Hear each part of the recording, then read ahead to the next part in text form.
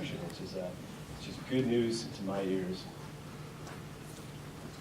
So, taking back the keys to your castle, this is the way I look at it. And I just joined CapitalOne a couple months ago, and you know, when I was considering joining, I was talking to the people here, and you know, if you look across the industry, like we, like a lot of other people, have really kind of the best of breed point solutions.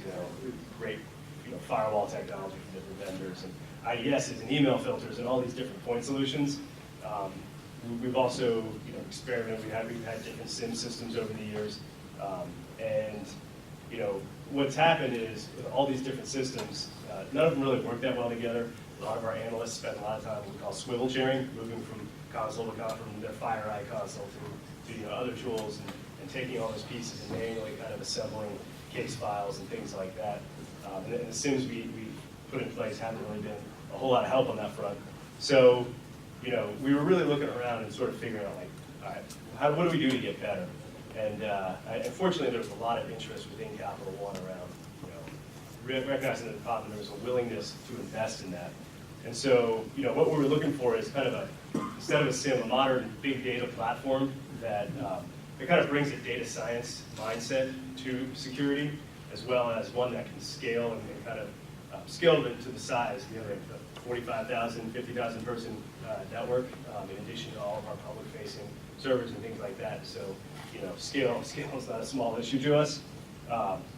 And so, that's what Metron gives us. It gives us a place where we can collect all of our data and analyze it, fuse the data from all these different point solutions we have going on there, correlate it, and be able to kind of link it automatically so analysts don't have to do that manually, which is a very time-consuming process. And develop advanced analytics using machine learning. You heard James talk about that some earlier. We'll talk about a couple specific examples there. And of course, the fact that it's open source makes it that much better. So I'm going to go jump to a demo video. Let's see.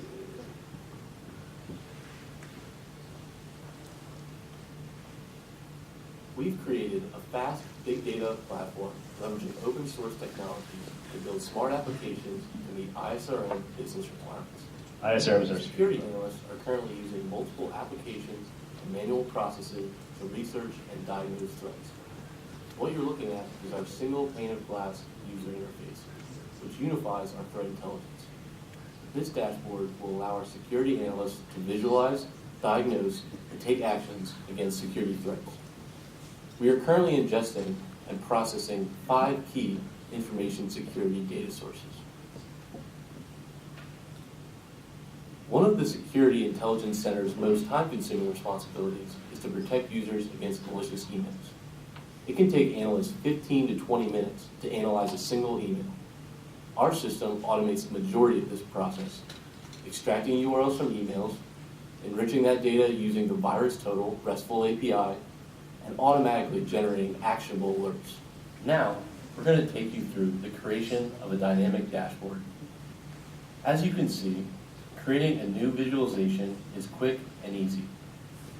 We'll create a bar graph of the URLs found in the ingested emails. As data enters our platform, we parse out the information that is relevant to our analysts' use cases. After the data is parsed, we enrich it. We determine the location of the servers that are hitting our firewalls, and we check email URLs for malicious content. We then use this enriched data to generate and display dynamic alerts that analysts can respond to immediately. These tools will enable security analysts to harness the power of our fast data platform. By uniting each data source, we create a singular view of the CapitalOne risk environment in real time.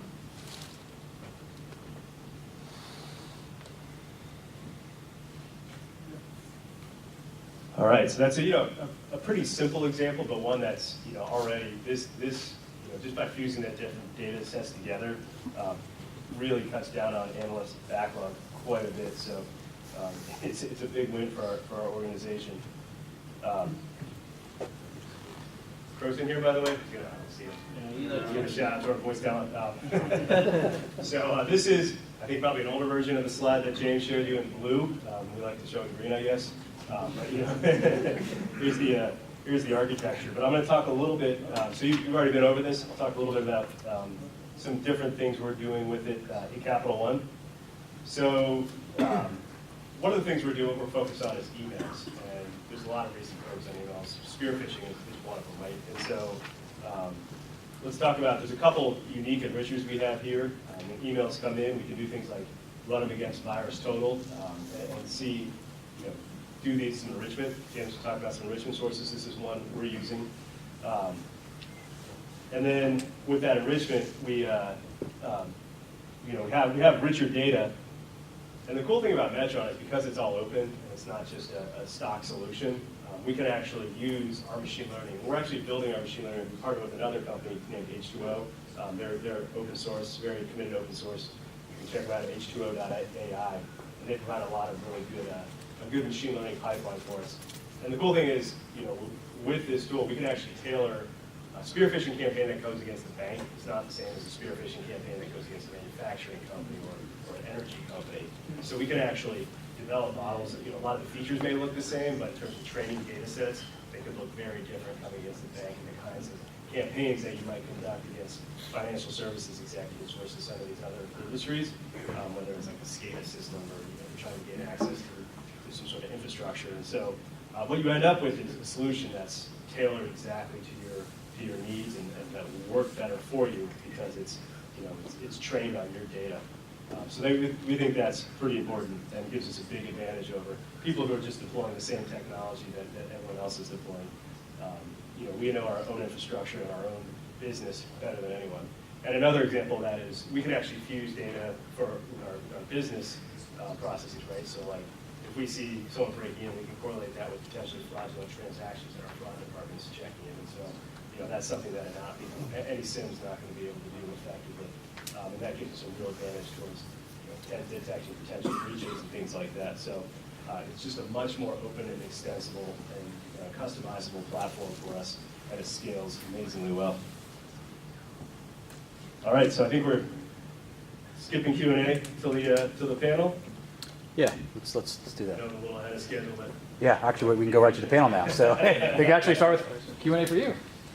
So yeah, folks, we're going to go ahead and move on to just a panel Q&A with folks from CapOne and from Hortonworks. So James, you want to come on up? Eric, I think you wanted to join us on the... No, Ray. Ray? Mike? Okay, great. Smart guys over there. Okay.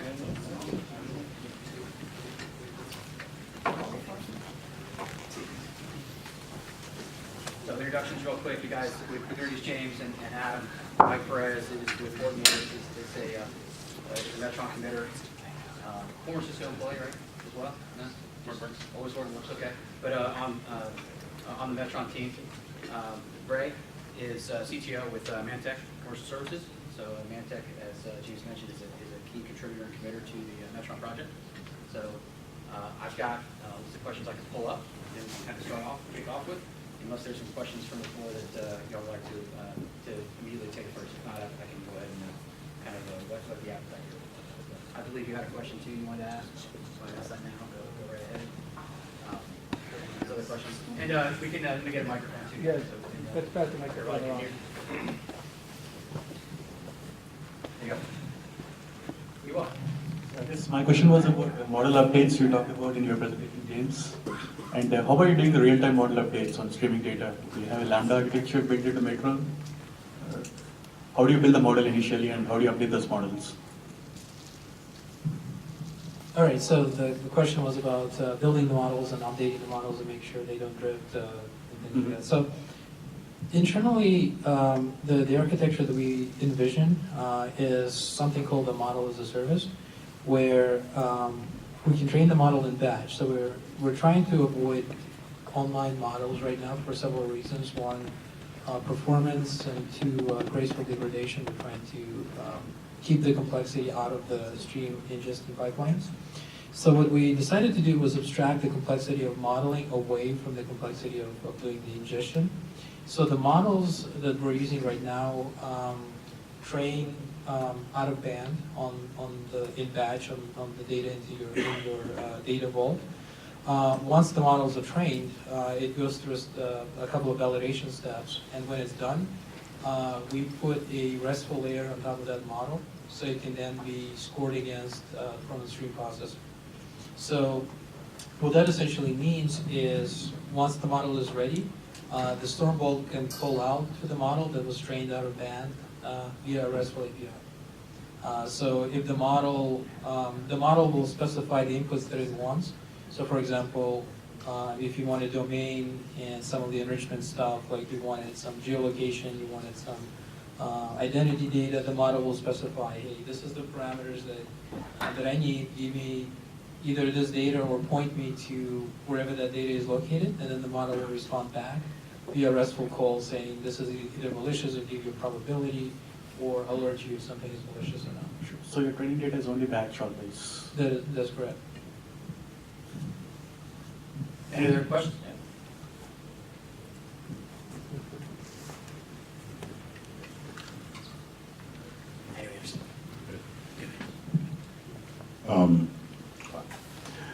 My question is, what would you think is your closest competitor, and what are some of the pros and cons of you versus that competitor?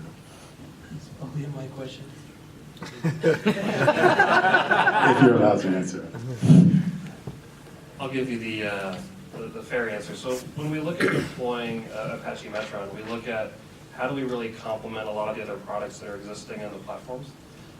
So when we look at real-time ingestion, correlation, and enrichment, there's a lot of products that try to do that individually, and there's a lot of other products that try to do advanced analytics on this. So when I look at the great work that James and the community is doing, they're taking the angle for deploying this on one single platform and tackling this. But more importantly, knowing where we're strong and integrating with other enterprise assets. So when we work with other companies to deploy this, we are integrating directly with other products that have more traditional approaches.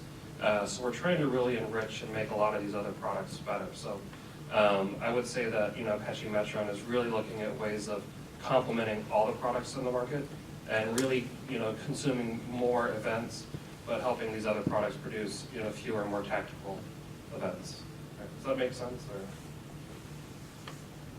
Or? I could follow up with a question there for Adam. So, Adam, you mentioned this during your presentation, but what led you down the path to Metron, and what led you down? And I think it kind of ties into some of the answer, the complementary things. But you all looked at what was the void that Metron filled that maybe some of the other solutions you were looking at or had tried or had implemented did not fulfill. That would be maybe a good way to kind of take a look at it. Sure. So actually, for starters, I just joined CapitalOne a couple months ago, so I wasn't there during their original evaluation process, but I built, I worked with technologies very similar to OpenSock or Metron and before, and so, and I've done market surveys before, and so, if you look at open source SIMs, for instance, you have things like Alien Vault and MozDef and a bunch of others, and none of them are built with kind of the same data dedication and kind of a data science mindset that Metron are, and arguably none of them scale as well either.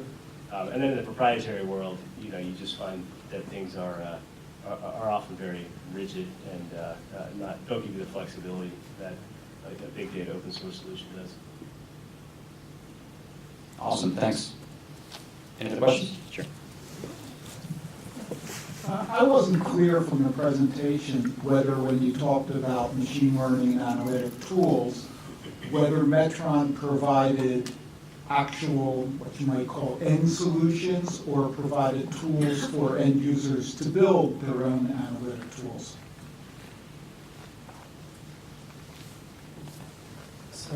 So I can talk to that. So the question was whether Metron provides a machine learning capability, or whether it facilitates the machine learning capability. And so our vision for Metron is to be able to uptake machine learning models by doing the model as a service type concept, where you can create your own models and be able to update them in a standard way by using our framework. Right now, we're not providing machine learning capability with the platform, but you can extend it to do machine learning. As in case of CapitalOne, they're doing it with H2O. We're doing it internally with some other tools. So we have other customers that implement other solutions. And the platform can uptake the model. So it can train a model in batch, it can take it via streaming, and you can alert on it, or the model becomes actionable real time via streaming. But the models themselves are not provided. They're not bundled with the framework. how do you score a model that's been trained in H2O? Let's say I create a model in R. How do you score that model with H2O? There are two different compatibilities.